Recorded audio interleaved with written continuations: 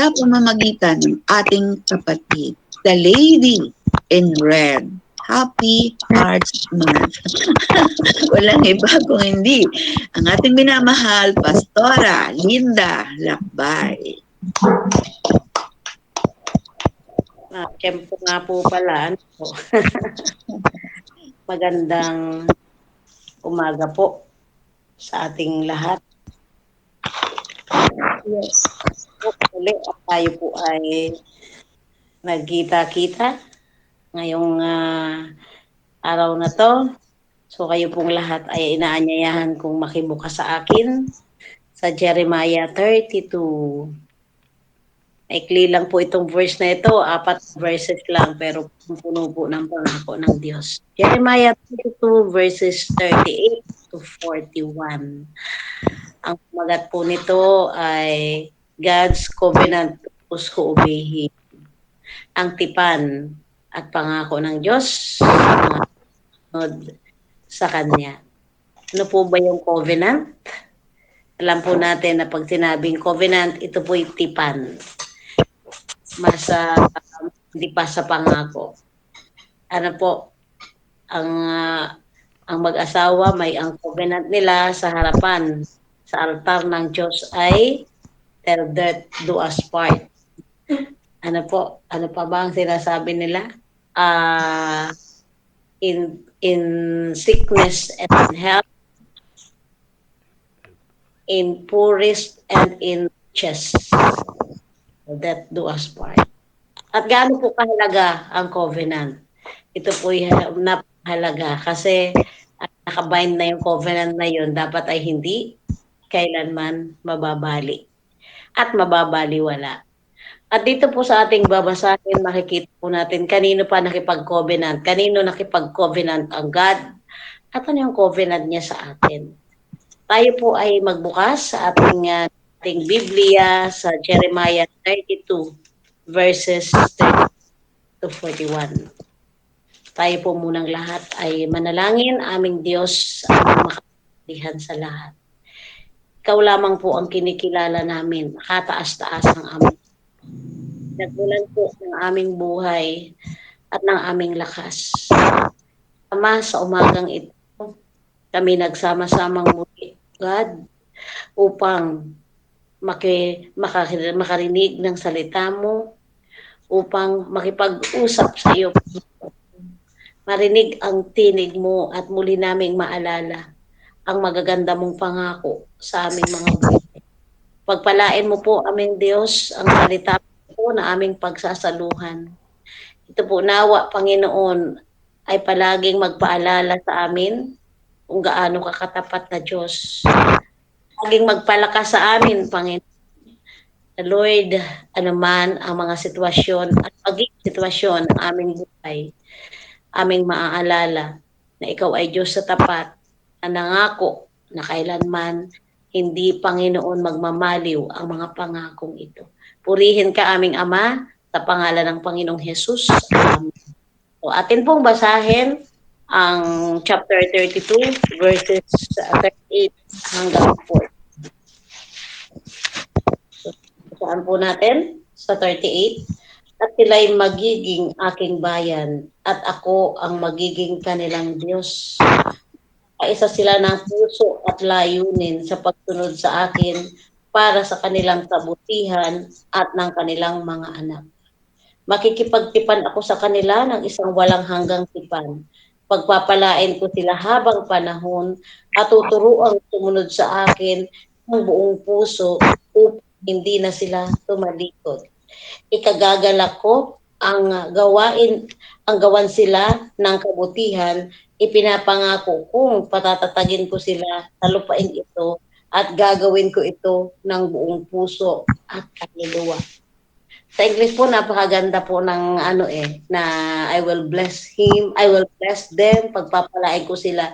At hindi lamang sa habang buhay, kundi sa habang panahon, forever po ang gagawing pagpapala. Ano po ang ibig sabihin nito? Una, tingnan po natin ang verses 38 to 39. Kanino po nangako ang Diyos? Kanino po nangako ang Diyos? Ang sabi po ay Sila'y aking magiging bayan at ako'y kanilang magiging Diyos. Sino po ang pinangakuan dito ng God? Ang mga anak niya. Ang kanyang bayan, ang Israel. Eh tayo po, alam po natin na by faith, we are seed of Abraham. Tayo ay mga Israelite by faith because of our relationship to Jesus. So dahil doon, kasama tayo sa pinangakuan ng Diyos na tayo ay kanyang bayan. Tayo ay kanyang mga anak, naging anak dahil sa ating relasyon sa Panginoong Jesus. At ngayon, ano yung covenant ng God? Napakagaganda ng mga covenant. At tandaan po natin na para ito sa mga sumusunod sa Kanya. Okay? So, tayo po sa atin po nakipag-covenant ang God sa kanyang mga anak at sa mga sumusunod sa Kanya. Napakaganda po na ang sinabi ay ang pagsunod sa God sa verse 39 ay para sa ating ikabubuti. Di po ba ang isang anak, kaya ano lagi ang payo ng magulang? Di ba? Mabuti. Bakit? Dapat walang ibang ninanais ang mga magulang kundi sa ikabubuti ng kanilang mga anak. Yun din yung nais sa atin ng God. Na sumunod tayo sa Kanya para sa ating ikabubuti. Pero ito po ang ating tingnan. Yung 2 points lamang po. Ano ba yung covenant ng God sa Kanyang mga anak? Ano ba yung covenant ng God sa mga sumusunod sa Kanya? Ang una po sa verse 40, ang una po sa verse 40, makikipagtipan ako sa kanila ng isang walang hanggan, pagpapalain ko sila habang panahon. He will bless us. God will bless those who obey Him. God will bless His children at nakalagay habang panahon, forever. Ano po ang kaibahan ng habang panahon sa habang buhay? Hindi po nakalagay diyan na pagpapalain ko sila habang buhay. Ano pong pagkakaiba nun? Pag habang buhay, habang nabubuhay ka lang. Para pag habang panahon, hanggang sa susunod mong henerasyon. Mawala ka man sa mundong ito, yung mga salinlahi mo, yung mga anak, mga apo, at kaapo-apuhan, patuloy na pagpapalain ng God. Kaya nga, habang tayo ay narito pa lamang sa lupa, mahalaga na ituro na natin sa ating mga anak, sa ating mga apo, kung papaano sumunod Diyos.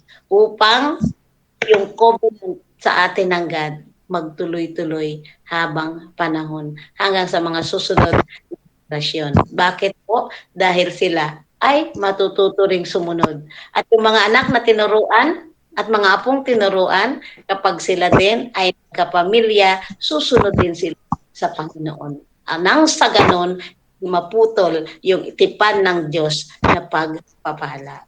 Ang ganda po pagpapalain ko sila habang panahon.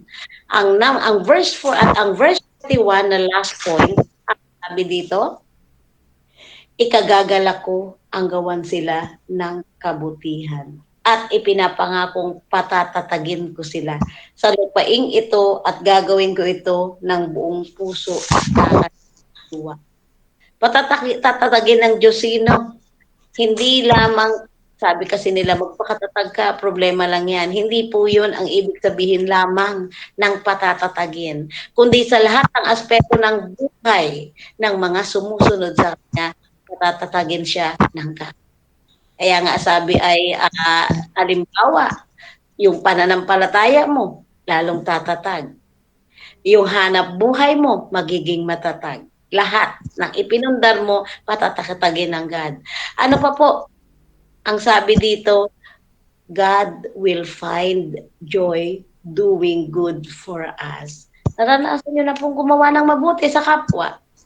Hindi po ba, ano pong pakiramdam kapag nakagawa tayo ng mabuti sa kapwa? Di ba? May joy sa puso. Lalo kapag ang ginawa mong tulong ay buong puso. Hindi napipilitan lamang. Di ba pag nakagawa tayo ng maganda sa ating kapwa, ang pakiramdam natin parang ibang-iba. Lalo na ang God. Si God, walang ibang ninanais kundi mabuti para sa atin. Kaya siya ay, ang sabi dito sa English, sa version ng English ay, I will find joy doing good for them.